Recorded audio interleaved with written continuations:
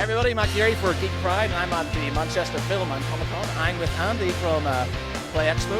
How's things, Andy? Very well, very good, very good. How are you? Not bad. I believe it was your birthday yesterday. It was Friday, so I'm just about recovered now. It was a little wobbly yesterday. I think. Yeah, we tried to interview him yesterday, and he wasn't feeling too grim. Wasn't happening. Did you get up to anything good? On Friday, mischief. Got up to lots of mischief. Now I'm 40 now, so it was all very refined. It was wine, cocktails, cheese, that type of thing. Okay, so Showmasters have basically got you guys to come here. You did the London Film and Comic Con as well. Is this just a recent thing then that you've got on board with? It's about a year ago we formed the partnership, and this is the fourth show we've done. We did London, as you said, last year, and we also do Cardiff, and we're doing London again this year, and we're doing Bournemouth, which is one of their new shows, as well as Manchester. So we've got 4 of their shows on the calendar now. And obviously you do your own expo as well, and you've got one coming up on the 10th and 11th of October. So what will we expect from the 10th and 11th of October? A very big gaming expo in Manchester.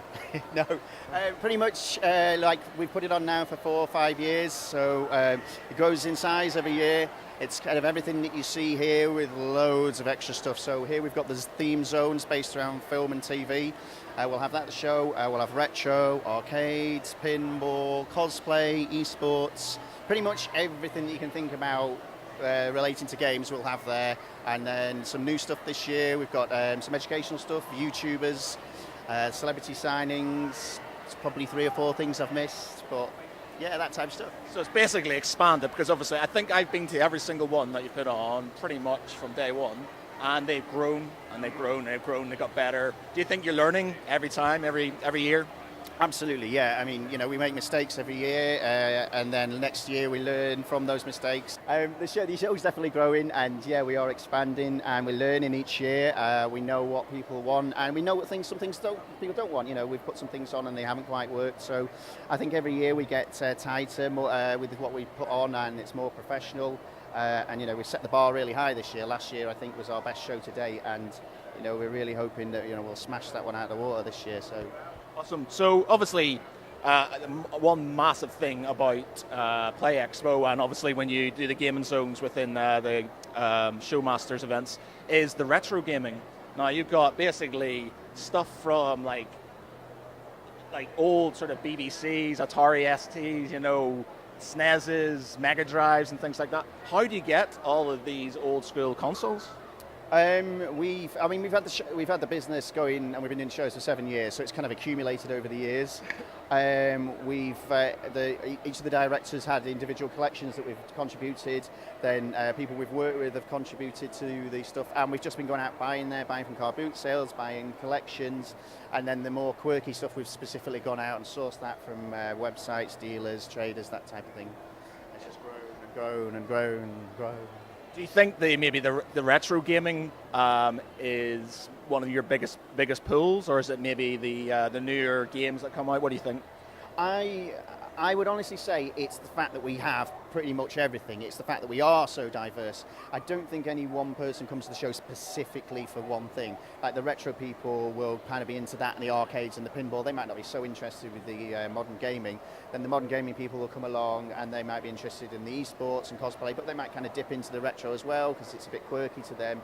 So I don't think it's anything specific which sells that's our unique selling point. I think it's the fact that we are very diverse. Very diverse. And I quite like it, and we can see off shot over here, we've got some kids playing a Super Nintendo, which is obviously they wouldn't have been alive at the time when the Super Nintendo was out, and they seem to be happily playing away, which is good. I think it shows the history of where gaming came from. Yeah, I mean that was one of the things when we first started doing the shows that I was the most surprised about.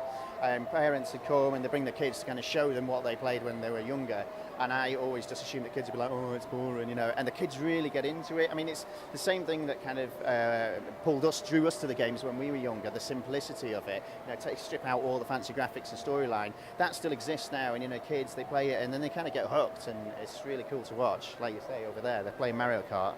How cool's that? I'm quite, to be honest, every time I come to the event and you have the pinball section, I'm so amazed that so many people are so obsessed with pinball. I just think, it's not something that I've ever really been interested in, but they're always jam-packed full of people.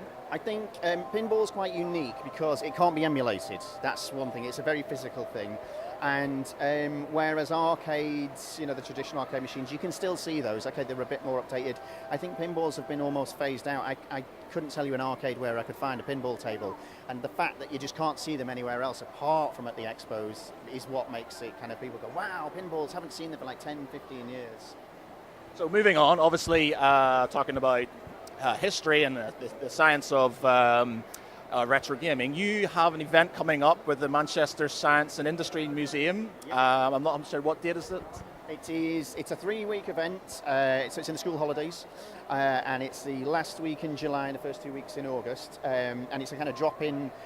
You pay for sessions, and it's everything that we have gaming-wise at Play Expo. So a bit of the older stuff, a bit of the newer stuff, current gen, some Minecraft, a few tournaments and stuff like that. It's a kind of little bubble of what we do at Play Expo, but at the Museum of Science and Industry. So.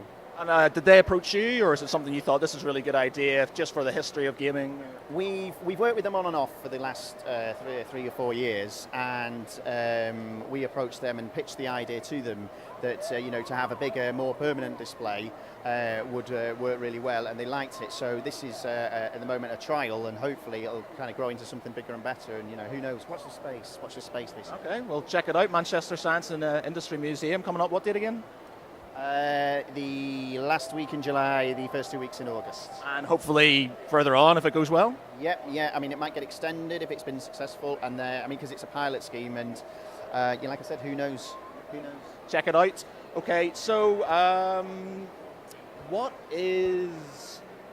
what's in the future for Play Expo? Is there anything you kind of want to do you haven't done yet?